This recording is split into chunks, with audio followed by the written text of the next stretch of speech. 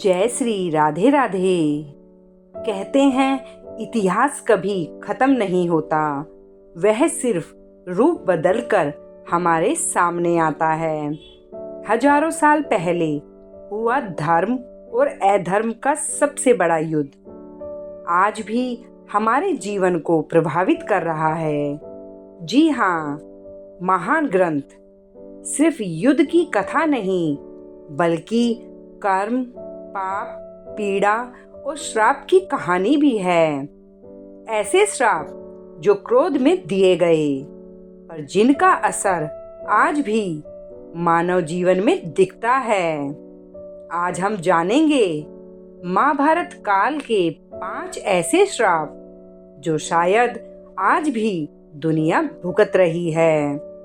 Video अंत तक जरूर देखिएगा, क्योंकि आखिरी श्राप ऐसा है जो हमारे रोजमर्रा के जीवन से जुड़ा है। तो आइए जानते हैं अश्वत्थामा का श्राप, अधर्म की जीत का दर्द।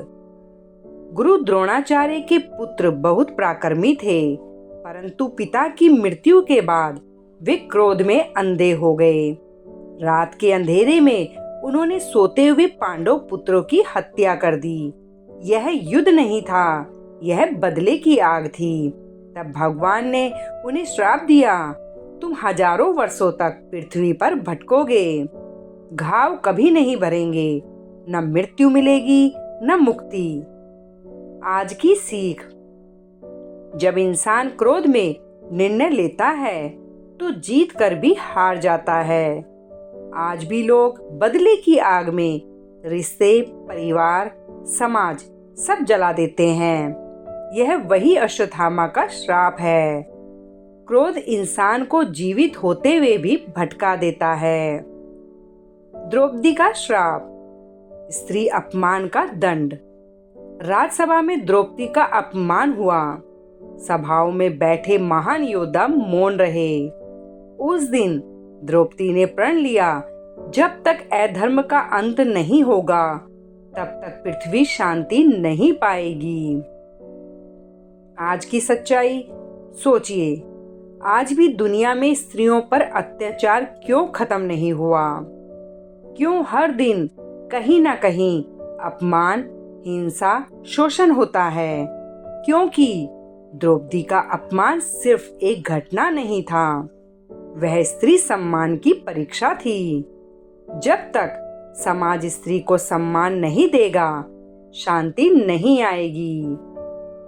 कर्ण का श्राप, अनजाने पाप का फल। महान योद्धा और दानवीर ने अनजाने में एक ब्राह्मण की गाय को मार दिया।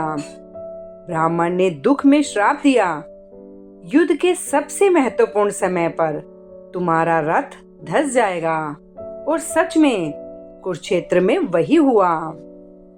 आज की सीख, कई लोग कहते हैं मैंने जानबूझकर नहीं किया, पर कर्म का नियम कहता है कि हर कर्म फल देता है। आज लोग झूठ बोलते हैं, धोखा देते हैं, लालच में गलत फैसले लेते हैं और बाद में कहते हैं मेरे साथ ही क्यों हुआ? यही कर्ण का श्राप है। अनजाने पाप भी जीवन रोक देते हैं। गंधारी का श्राप, मां के आंसुओं की शक्ति। जब युद्ध समाप्त हुआ और गंधारी ने अपने 100 पुत्रों के शव देखे तो उनका हृदय फट गया। उन्होंने श्री कृष्ण से कहा, जैसे मेरा वंश नष्ट हुआ, वैसे ही तुम्हारा युद्धवंश भी नष्ट होगा। कुछ वर्षों बाद युद्धवंश समाप्त हो गया। आज की सीख, माँ का दर्द साधारण नहीं होता। आज भी जब माँ रोती है, घर टूटते हैं, परिवार बिखरते हैं। माँ की पीड़ा पूरे वंश को प्रभावित करती है।